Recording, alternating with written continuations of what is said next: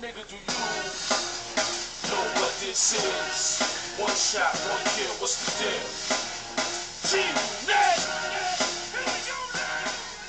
Nigga, do you know who you? Wait.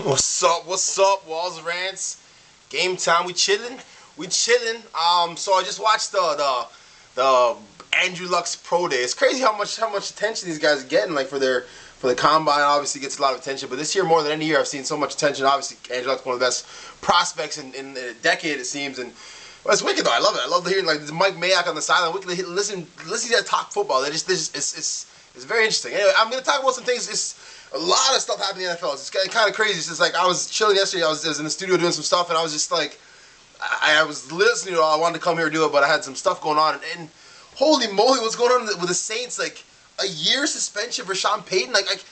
How can us as a fan like of the NFL? I don't know what to say, because I don't know. Like the thing with this situation is there's no precedent. You know what I mean? And then like Sean Payton, the thing about this, it's a defensive thing apparently. And I know the head coach is supposed to be like in charge of overseeing everything, but this is a defensive thing. Like Greg Williams, who's suspended definitely, he'll get more time than Sean Payton. Like they're gonna review his case and then next year, but he accepted responsibility for it. And you gotta think, yeah, okay, the head coach has to have a little bit of understanding of what's going on, but football is very. If you look at, they have line coaches, they have wide receivers coaches, they have defensive coordinators, they have offensive coordinators, they have head coaches. Everyone does their own thing. There's not enough time to oversee everything. So to punish Sean Payton for a year, and especially the fact that he's done nothing wrong, he's been, I would say, one like if I were to pick one of the nicest, most like honorable men, Sean Payton would be up at the top of that list. Even Drew Brees did the same thing. Obviously, he would, but like I'm just like. You can't sit the. I understand. Like I get where Goodell's coming from. He's got to make a statement. This has been his whole thing for the last few years, taking concussions of the game, taking the malicious intent out of the game. I get it. I do. But to make to start with to set the precedent like this, just it's too much. It's too. Okay, Greg Williams, sure, give him the year, but Sean Payton a full year, and now they got all the players are about to get suspended. They better not go crazy with this. Like, okay, the players, they're just involved in it, but it's not like, I don't know, it's been going, the problem has been going on in football all the time. Every player will probably tell you that, but like, again, you have to draw the line. I mean, I'm not saying you should go out there hurting somebody, but it's football. And they just, like I said, there's like 22 to 27 players that they're going to get, they're going to fine or suspend. Obviously, they can't take them all out at once. If they're suspended, it's got to be staggered, I guess, or something, or just fine them or whatever, but it's ridiculous. What else is ridiculous is, friggin' Tebow, what is it now? Tebow Sanity? Tebow Sanity, see, I'm officially, by the way, I'm not, I already claimed many times I'm done with the Jets, but I'm officially done with the Jets, because, like, it's a damn circus, okay? Like, football is the wicked, I love it. Like, I love NFL football more than, like, I love it. But I don't want to hear about this shit. Tim Tebow is like a barely good, like decent quarterback. Like, he's a below average quarterback, above average football player, and somewhere between there is his worth on the field. But this is a circus. What's New York doing? Like, I get it. Okay, people have their reasons. Okay, lost Brad Smith last year. He went to Buffalo, so they need someone in the Wildcat package for him. But it's like he's not Brad Smith. He's not gonna do the same things Brad Smith did. Like, it's like I remember I was watching Sports Station right now, and they're saying like last time the Giants won the Super Bowl, the Jets got Favre. This time the Giants win the Super Bowl, they get Tebow. It's like a publicity stunt. I gotta buy that, but it's a circus. I don't want to hear about this. I don't want. I watch so much football, and to hear about Tebow.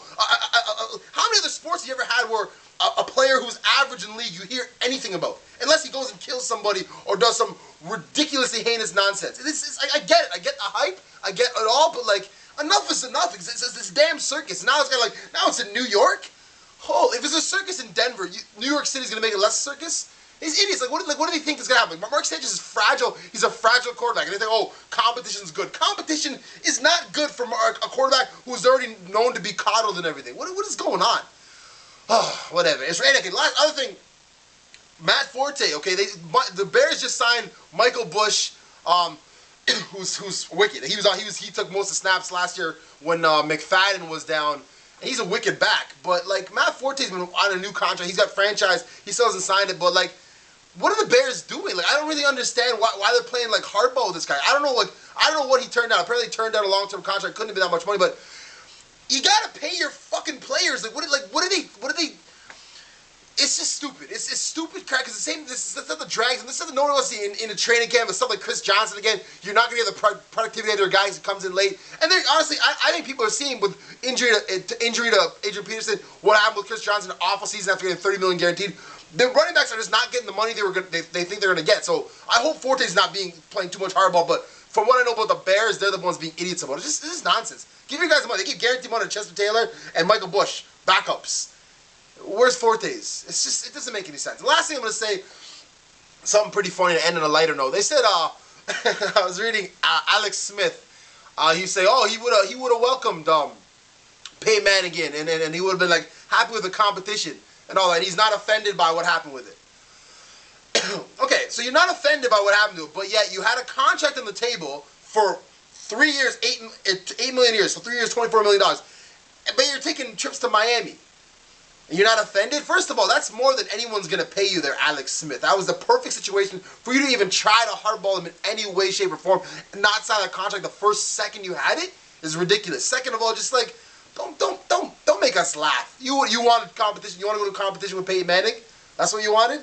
That's what you're telling us? That was your yeah, okay. I believe you. I believe you, Alex Smith.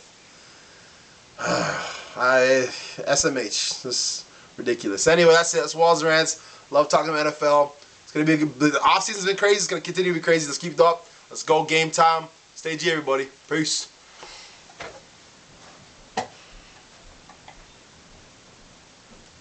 Gangsta shit on my way. OT to flip them bricks. And that big body bench, you know it's a 6. That's your bitch on my dick. I stack them.